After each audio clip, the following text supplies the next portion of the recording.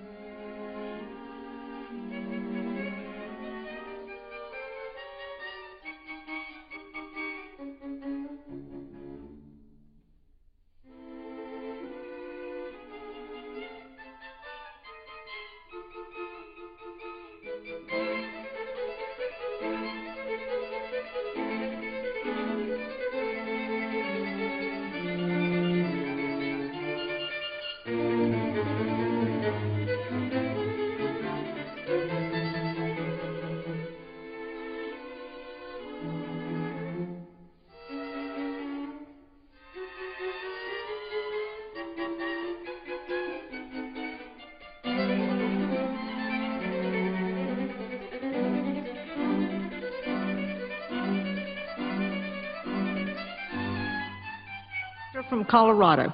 Madam President, I'd ask unanimous consent that the quorum call be vitiated. Without objection.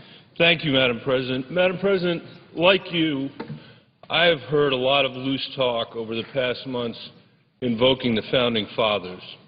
Loose talk to underscore an expedient argument about what they'd be doing if they were legislating today. But the way our founders are often used is as a caricature, to distort history for the benefit of partisan and narrow interests. To hear some people talk about it, Madam President, you'd think the founders were engaged in a process of dismantling a country rather than building one. That version of events is not only wrong, but also thoroughly diminishes the founding generation's extraordinary accomplishments and the lessons we should draw from them.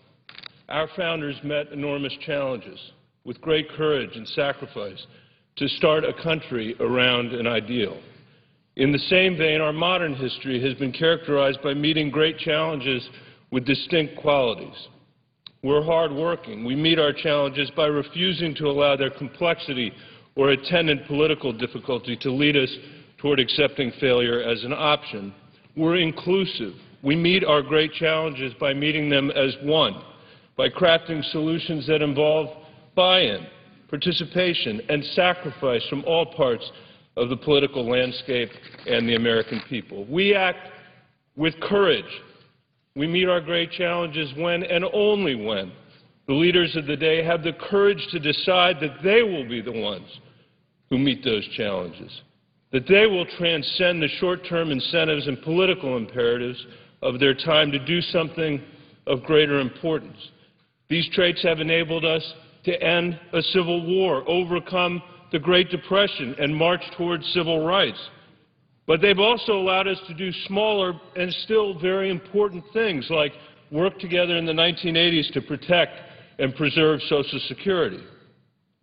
Today, that honorable past and the sacrifice it entailed has been hijacked to protect and defend narrow interest group politics and tax loopholes. Our tax and regulatory code are backward-facing in a way that is straining our recession-battered middle class and failing to drive innovation in our economy. As a result, middle-class income continues to fall, the gap between rich and poor grows wider, and all of us wait for a 20th century economy to produce 21st century jobs. That wait will be in vain. And, Madam President, it will particularly be in vain for those of our citizens unlucky enough to be born poor and who therefore stand a 9 in 100 chance of ever graduating from college in the United States of America in the year 2011. And that's because year after year we've torn each other up so much on issue after issue because of the smallness we've exhibited in the face of what are big challenges. We now find ourselves at a crisis point without a politics capable even of addressing the kinds of challenges we face each year, yet alone a generational crisis like our deficit and debt. As you know, I've come to this floor for months arguing the need for a comprehensive approach to addressing our deficits and debt. What Colorado wants is nothing more than what this country has seen from past generations of leaders in past times of crisis. As I've said over and over again, what people in red parts of this state want and what people in blue parts of this state want is a solution that materially addresses the problem. They know we're not going to fix it all overnight, but they want it materially addressed. They want a demonstration that we're all in it together, that everybody has something to contribute to solving the problem. They emphatically want it to be bipartisan because they don't believe in either party's go-it-alone approach when it comes to our debt and our deficit.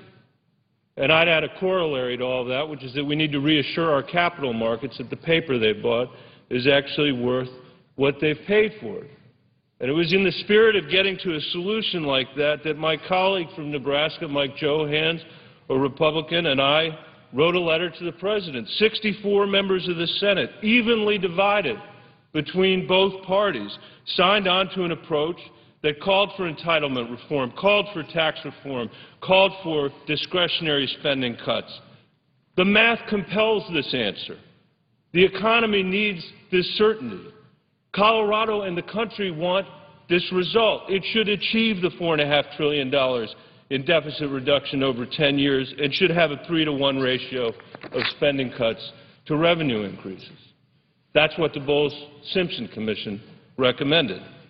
But our political system seems intent on thwarting an approach supported by senators in both parties, and both parties seem willing to submit to that flawed system's perverse incentives. And while I'm convinced that many in this body and the House would actually like to make this deal, these interests distort the conversation into a partisan war and rip it apart from the inside. On one side, some advocate for no changes to the Medicare program. On the other, for no changes to revenue. Yet these are among the two biggest drivers of our long-term debt, and everybody knows it. Only in Washington could people pretend that significant deficit reduction could be accomplished while ignoring the two biggest fiscal challenges that we face. I'm a former school superintendent, and what that tells me is that Washington has a severe math problem. We're in need of remediation. When it comes to a solution on the debt, the contrast between Washington dysfunction and Colorado common sense could not be clearer. Yesterday, I had a call with Colorado business leaders who span the ideological spectrum, both Democrats and Republicans, to talk about our deficit and debt. Despite their differing party affiliations, there was clearly a consensus that everything needed to be on the table when it comes to the debt, including both tax revenue and entitlement changes. But somehow this common sense gets lost in the current debate. If changes to entitlements are off the table, we as leaders will fail. If changes in revenue are off the table, we as leaders will fail. And I turn to the American people watching this debate with worry or disgust and say, if challenges to our ideological beliefs or to the politics that historically define our debate are off the table, then as a generation we cannot meet the challenges we face, and we're not going to be able to support the aspirations we have for our kids and our grandkids. This is really about courage. Courage on the part of Democrats who know that refusing to touch Medicare is an argument that we could win, but that the price of winning that argument might be losing America's ability to pay its bills. Courage on the part of Republicans who know that revenues are unpopular, but who secretly understand that we can't simply cut our way out of this budget hole. And in a moment of such crisis, this should be the least Americans can expect of us. During the worst recession since the Great Depression, Madam President, it was my privilege to spend the last 2.5 years traveling my state while we were going through this horrible economic turmoil. Americans and Coloradans have made gut-wrenching decisions in their personal lives about where to send their children to school, how and where to live, what medicines they can afford, and what medicines they might hope to live without. Local officials have been held accountable to citizens for the decisions that they have had to make. Yet Congress has struggled to reflect the ideals and aspirations of the people we represent. This D.C. political culture serves special interests, but it doesn't even register the needs of Coloradans. No business would sacrifice the economic interests of its shareholders because the ones that do are gone. No mayors in Colorado would threaten their bond rating for political ideology, not one. It wouldn't occur to one of them to threaten their credit rating because mothers and fathers and taxpayers and everyday citizens would have their heads, and rightfully so. I think the difference is that no special interest stands between a Colorado local government official and the people he or she represents. Having served in local government, I have to say that what often seems to be an unattainable standard for high office holders is simply life in the real world for the rest of us. Last week we came to Washington to cast a series of inconsequential votes, but by the end of the week, some of us were encouraged by the talk coming from the President and the Speaker. My friend John McCain came to the floor pushing the need for for a breakout strategy, referencing a Wall Street Journal editorial that called for a far more comprehensive and far-reaching plan. But now we learn that a comprehensive deal feels once again out of reach. We're told we'll have to settle for something small, that one more time kicks the can down the road, that taxes and entitlements are just too hard for Washington politics. I may not have spent enough time yet here to see through these political games. This may all be part of an elaborate strategy to get to yes, but I shudder. I shudder when I wonder what investors, our creditors, and the American people think of this political game of chicken. Unlike Congress, they don't conduct their business with winks and nods, and they solve their problems before they become insurmountable. All of which brings me back to our founders and the political leadership of other generations past who made these enormously difficult decisions. As for us, we've chosen to put them off time after time, and now we're at an inflection point where we need to get this done. We have a $1.5 trillion deficit and almost $15 trillion in debt. Revenue is at a 60-year low, and spending is at over a 60-year high. And we have the path to begin to bridge this. The Simpson-Bowles Commission has given us that path forward. And I'm the first to say, and I should say, that this debt is something that we all own. I voted for things that contributed to it, as have all of my colleagues. And in all the things that comprise the debt, there's something that each member of our great nation wants or needs. We all share in the responsibility for how we arrive at this point. So to be clear, if anybody thinks that this is merely an attack on the institution, we need to understand that this massive debt is something for which we are all responsible. Those who voted to fight the wars and to pass the tax cuts did so as a reflection of what they believed was a moment of truth. These decisions were not made in a vacuum. We got here because we aspire to be a society that's better than our competitors. We're all responsible. We're all responsible for the crisis that looms. But the inflection point we've reached has led to a different mandate, a different moment of truth. The American people are asking us to lead. Mr. President, this is a country of patriots, of incredibly courageous people who take on challenges little and big every day. I have tremendous respect for my colleagues and for this institution, and I am well aware that until about 6 months ago, I had never even been elected dog catcher. So I recognize how much I have to learn. But clearly, we are not living up to the standard of courage that past generations of leaders and every generation of ordinary Americans has set for us. Congress is certainly not living up to the standard that the people of Colorado and of this country expect from us. Madam President, I wonder if maybe we've looked at this the wrong way. The President has put entitlement cuts on the table, and that's the right thing to do. I encourage him to do more. As for the question of revenue, I'll tell any politician that this is not the time to be wedded to the status quo. There's nothing magical about current revenue levels, about our tax code, or about all the loopholes and special interest perks that we account for only by borrowing more and more money. But there's something else important to mention, which is also lost in the debate. We have waged 2 long and costly wars. And I don't want to relitigate today the wisdom of going to war. My colleagues in the Senate and in the House, many of whom are still here in Congress, had to cast difficult votes to send our young men and women into harm's way. But regardless of your position, for or against, Congress ultimately made a decision to layer those costs on top of our current budget. We did this instead of accounting for them as part of our annual expenses. That was the decision that Congress made, and it began our slide from surplus to deficit.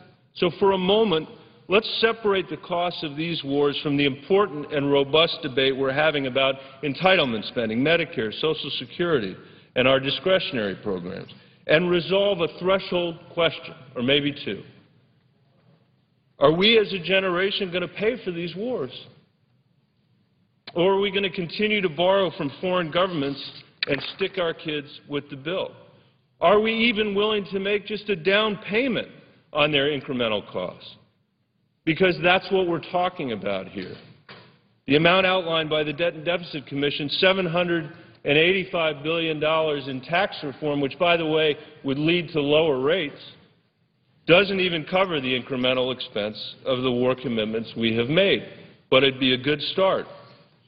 Are we willing to walk away from this moment and say we've put the burden of fighting and dying in these wars on our sons and daughters, and at the same time leave the burden of paying it to our grandchildren?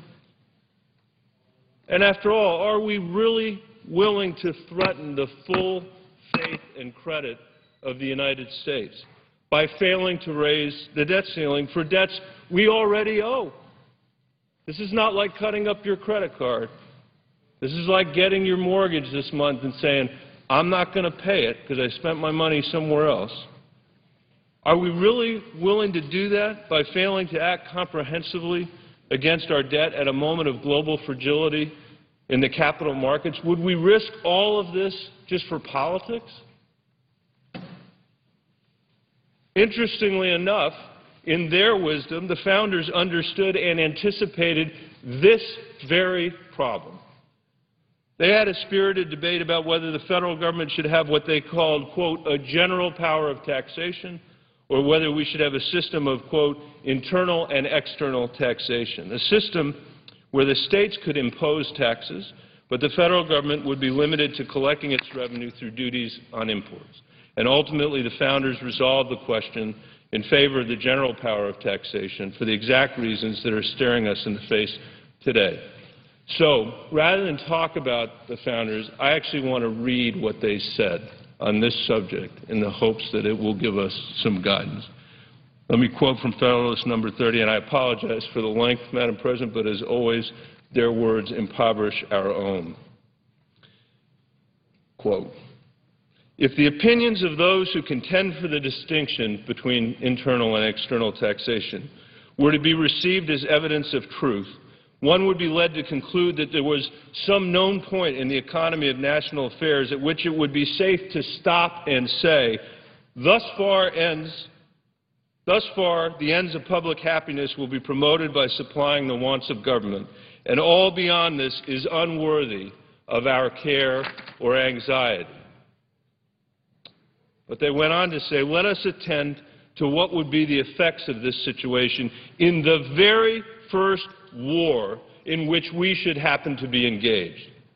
We will presume for argument's sake that the revenue arising from the imposed duties answers the purposes of a provision for the public debt and of a peace establishment for the Union. Thus circumstanced, a war breaks out. What would be the probable conduct of the government in such an emergency? Taught by experience that proper dependence could not be placed on the success of requisitions, unable by its own authority to lay hold of fresh resources, and urged by considerations of national danger, would it not be driven to the expedient of diverting the funds already appropriated from their proper objects to the defense of the state? It is not easy to see how a step of this kind could be avoided. And if it should be taken, it is evident that it would prove the destruction of public credit at the very moment it was becoming essential to the public safety. To imagine that such a credit crisis might be dispensed with would be the extreme of infatuation. In the modern system of war, nations the most wealthy are obliged to have recourse to large loans. A country so little opulent as ours must feel this necessity in a much stronger degree. But who would lend to a government that prefaced its overtures for borrowing by an act which demonstrated that no reliance could be placed on the steadiness of its measures for paying? The loans it might be able to procure would be limited in their extent, as burdensome in their conditions. They would be made upon the same principles that usurers commonly lend to bankrupt and fraudulent debtors, with a sparing hand and enormous premiums. I'm going to paraphrase that in a minute. It is almost as though Alexander Hamilton, who wrote these words in 1787, were sitting here today, and from the bottom of my heart, I wish that he were. He closed the Federalist Paper number 30 with an admonition to ideologues, writing that, quote, "Such men must behold the actual situation of their country with painful solicitude and deprecate the evils which ambition or revenge might with too much facility inflict upon it." As we have at other times in our history, we experienced the kind of evils that Hamilton anticipated on 9/11. We responded. And now, at this extraordinary time, it is left for us to get our house in order. And in truth, Madam President, these are small decisions when we consider them in the context of what our founders faced. Their greatness is measured by the large tasks they took on and conquered. Ours is merely a junction between our own institutional impulse toward fecklessness and our individual love for our country and for our kids. When faced with similar decisions, families cut back, they sacrifice, and now we must do the same. And now, to paraphrase Hamilton, the last thing we need to do now is act in a way that jacks up our interest rates. The 100 of us who are here in the Senate didn't create the system we operate in. None of us decided it would be fun to have special interest groups scoring our every move, or lobbyists hounding us about this or that tiny little provision, or television channels reducing everything we do and say to a storyline of endless, minute conflict. And look, I understand what the incentives are here. It's possible that we could fail and get away with blaming somebody else. It's possible that cutting off our nose to spite our face could be a smart political move in this insane system. But there's a reason that we venerate the founders and Lincoln and the great legislative and executive figures of the last century. They were great not only because of what history threw at them, but because of the way they threw themselves at history. They raised their hands. They showed real courage, not only when they had to, but when they didn't. They made themselves of use. The founders were practical people. Dare I say it, Madam President, practical politicians, searching for an ideal that became the United States of America. And they created in their practicality what Lincoln called the last best hope of Earth. Think of that. Think of our actual history, not a cartoon, and imagine that we stumbled, not because the founders in their time failed to form a union, but because in our time we failed to act as one. Thank you, Madam President. I yield the floor.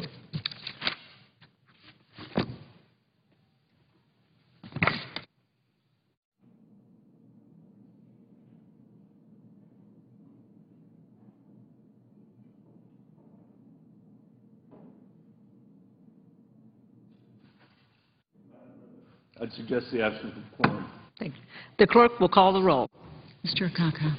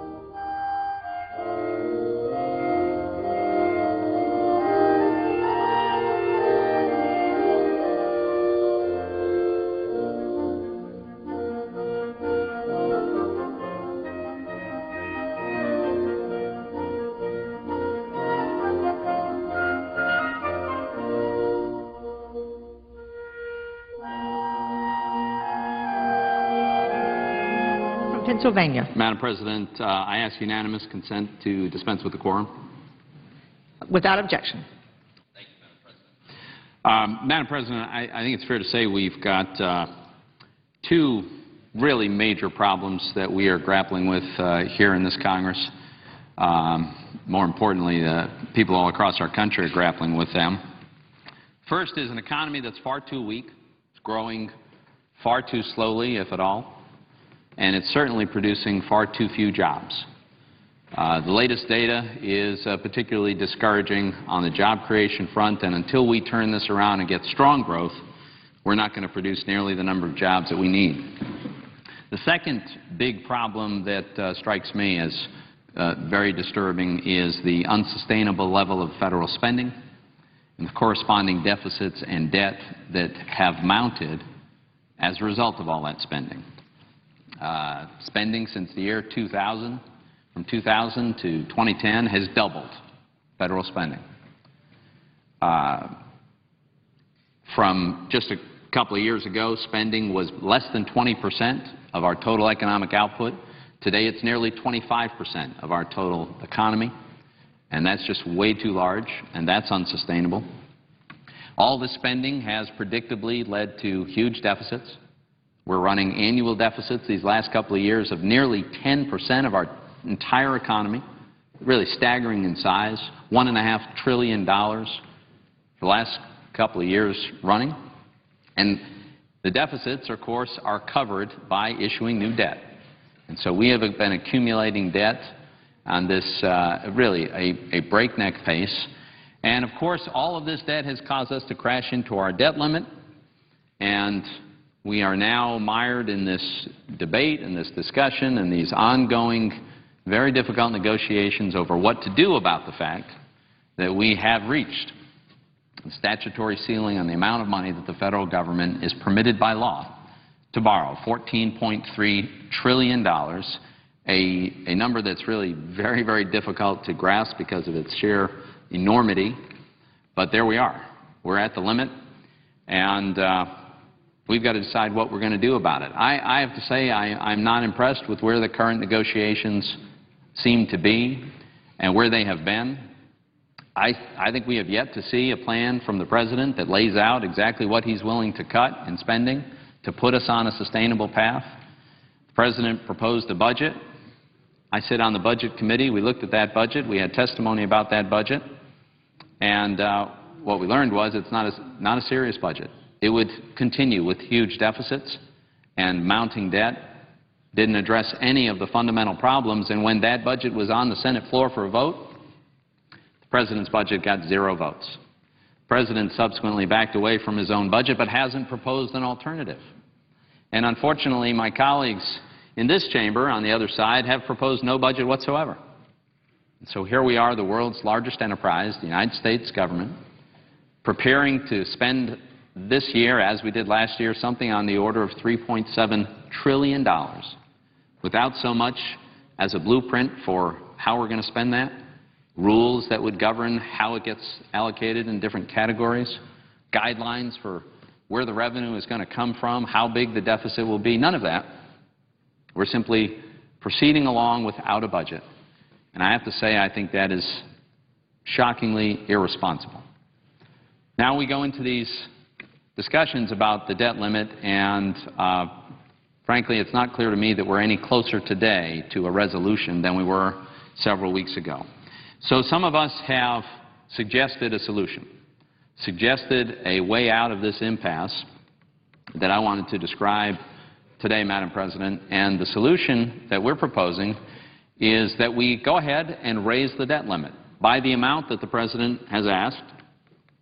Many of us are not particularly enthusiastic about that, but we acknowledge that failure to do so will, at some point in presumably early August, result in a considerable disruption and a partial government shutdown. It will not result in a default on our debt.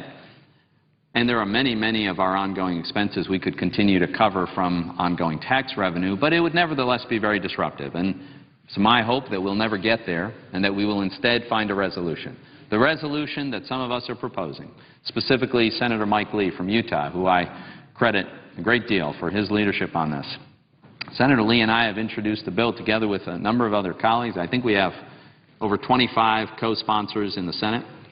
And it's based on an idea which we call the cut, cap, and balance. We would agree to raise the debt limit by $2.4 trillion, as the President has requested, provided that we get ourselves on a path to a balanced budget.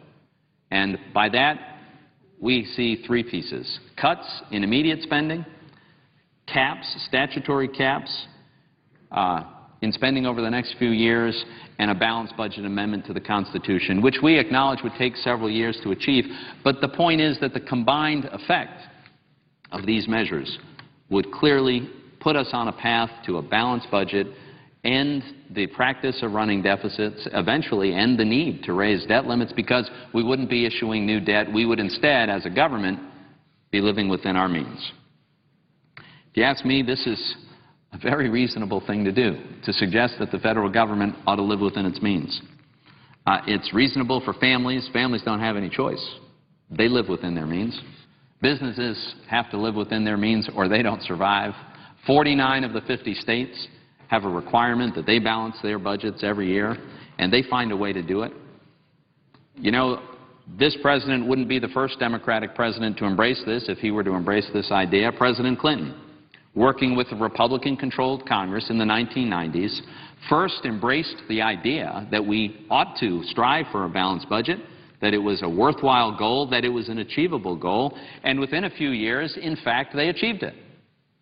Two different parties working together, not always enjoying each other's company as much as one might like, but the fact is they got it done. And I think that we ought to consider using that model today. You know, as recently as 2007, we were actually quite close to a balanced budget. Our deficit was just over 1% of our total economy, as opposed to today, where it's nearly 10% of our total economy. And by the way, I fully acknowledge that we can't get there overnight. As much as many of us would like to, we've dug a deep hole. We're borrowing almost 40 cents of every dollar we spend, and it would be too sudden and draconian to think that we could balance that budget overnight. And so we've suggested a path that might take 8 or 9 or 10 years to actually reach a balance, but it would surely put us on a path that would get us there. And that would be enormously constructive, not only in the sense that it would assure the long-term fiscal viability of our country, which is in and of itself an absolutely vital goal, but it would also create some certainty in the market, reduce the risk of huge inflation and huge interest rates and the other dangers that accompany irresponsibly large deficits, and in the process help to encourage stronger economic growth and job creation. I think we ought to be flexible in how we get there.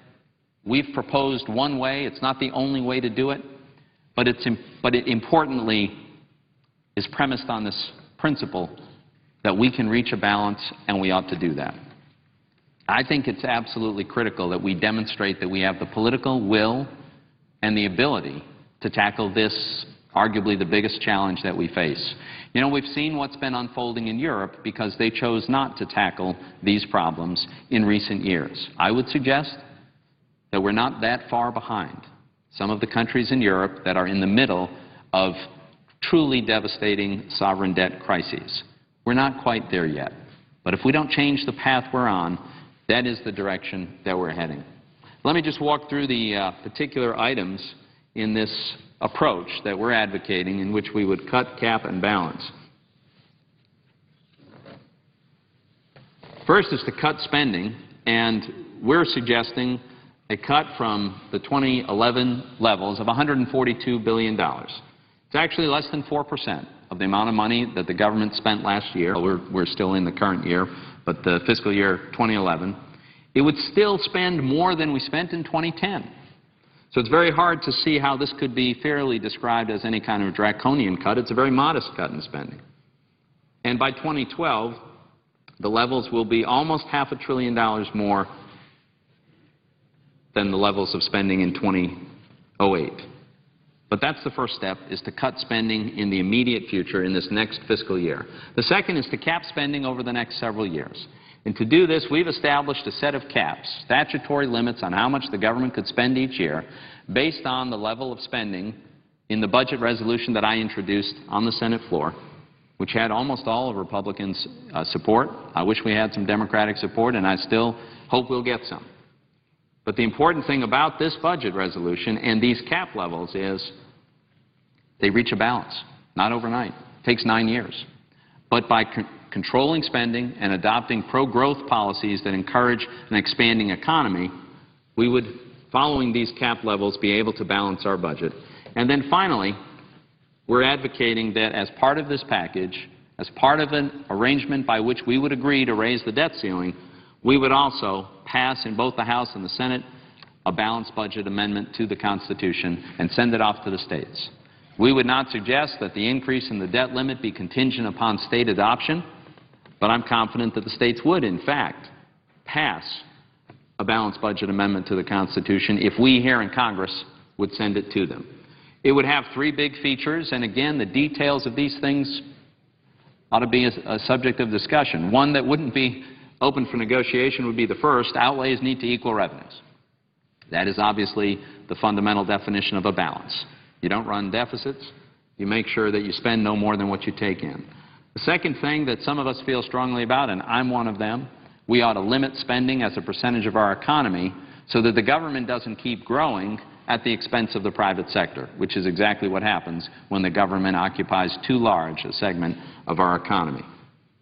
And finally, we've advocated that we not create a mechanism that simply guarantees big tax increases in order to balance the budget. And to do that, we would like, and we have included, a supermajority requirement to raise taxes, so that a simple majority wouldn't be enough. It would require a supermajority, which would only occur presumably in truly extraordinary circumstances. See, I believe very strongly that we can have strong economic growth and the job creation that we need.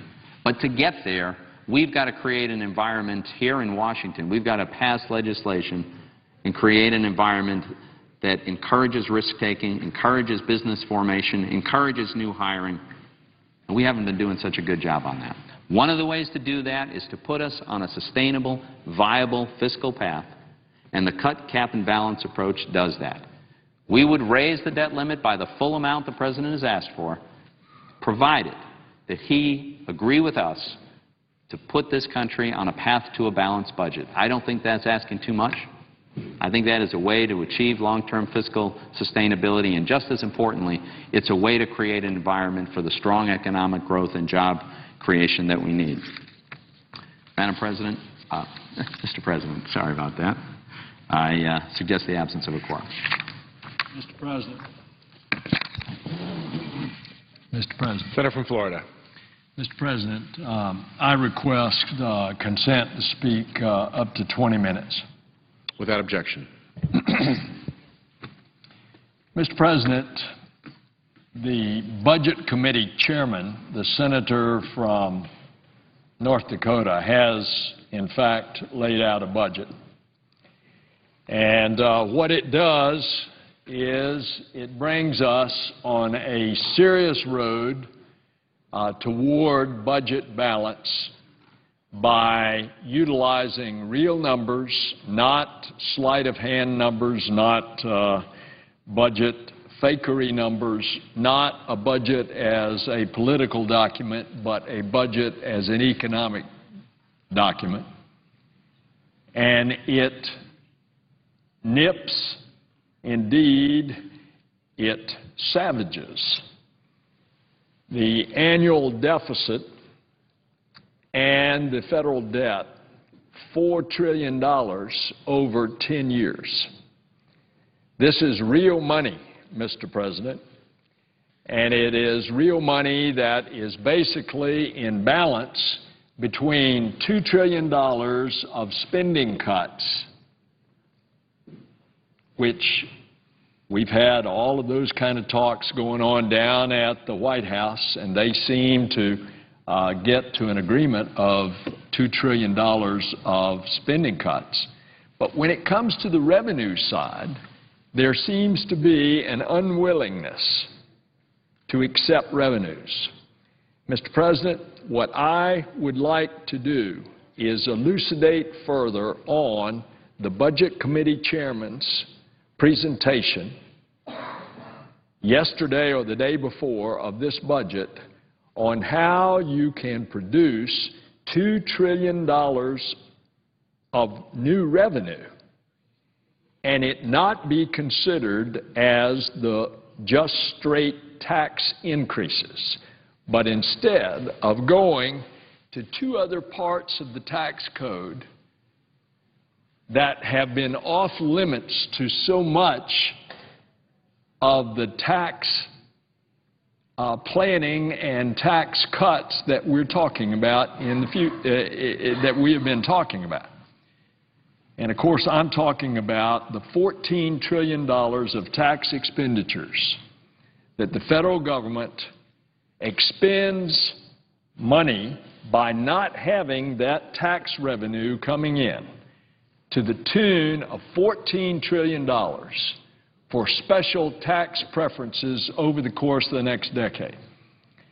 Now, if that were not enough on itself, there is also an additional $1.5 trillion that is money that is stashed abroad that is not brought back into this country and therefore is not taxed, that just a little portion of that $1.5 trillion over the next 10 years could be brought in, used into productive activities here in the U.S., but because it would be brought in as income, instead of like those 18,000 corporations in that one three-story building in the Cayman Islands, where all it is a residence for a corporation to be a foreign corporation outside of the United States and therefore avoid U.S. taxes. Now, if we're going to do anything serious about lowering the deficit, we're going to have to try to stop this nonsense that's going on. All right, in the case of tax preferences, the tax expenditures, the $14 trillion, the Senate, in an overwhelming vote a couple of weeks ago, actually attacked one of those tax preferences. Remember when we voted something like 95-5 here to get rid of the subsidy on ethanol made from corn? It was a subsidy put in years ago to encourage ethanol made from corn as a way of blending it with gasoline that would then lessen our reliance on oil, particularly foreign oil. But now we know we can make ethanol from a whole bunch of other things. And it doesn't have to be making ethanol from something that we eat, which all it was driving the price of corn higher. And, of course, corn is being used as a feed in the feedlots, and therefore the meat products that the American consumer was getting at the grocery store were much higher in price because the very feed was. So we realized that here was a tax subsidy, a tax preference, in other words, a tax expenditure that had outlived its usefulness. Mr. President, there are $14 trillion of these tax preferences that are in effect for the next decade. And wouldn't it be a reasonable question to ask, could we but reduce those tax preferences just a little bit? If you reduce them, just 17% of all those tax preferences, you would produce $2 trillion. And if that $1.5 trillion that's stashed overseas, if you could stop some of those laws that allow corporations to evade taxes by having a foreign corporation, if you could just tax a little bit of that, then we could even lower the percentage that we needed to get into the tax expenditures. Now, there are some tax expenditures that are obviously very popular and very necessary. charitable contributions, which includes contributions to churches. They get a charitable deduction that you deduct from your overall income in order to get your adjusted gross income. From that, you subtract the various deductions that you have to get to your taxable income. And clearly, charitable contributions is an activity that we want to encourage, and we encourage that in the tax code. Another example is you own a home, you go to the bank, you get a mortgage. The mortgage payments that include principal and interest, you're able to deduct the interest that you're paying on that mortgage, and that is a tax preference. It was originally put in to encourage home ownership.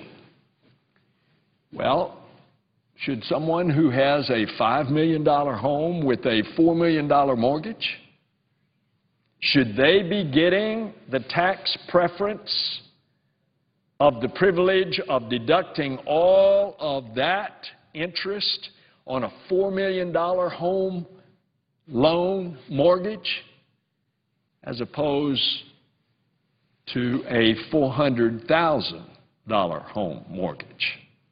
And I think these are questions. And so if you start just doing little things with this $14 trillion of tax preferences, you can make major, major reductions in the annual deficit. Let me give you another example. Oil and gas, there are a lot of tax preferences for the oil and gas industry. Normally, when a business goes in and provides capital to get a business up and going, that capital equipment is allowed to be deducted over the life of that piece of equipment. Well, so much of oil and gas equipment is allowed to be written off in the very first year as an expense of doing business in that first year. That's just one other example. And so, if we really look at it, are we capable of taking $14 trillion of tax preferences, some people call them tax loopholes, some people call them tax giveaways, and therefore reduce those, especially the ones that are ineffective and inefficient, even though it's going to step on somebody's toes, some special interest that has that tax preference, they're not going to like it. They want their goodies. But for the purpose of balancing the budget, for the purpose of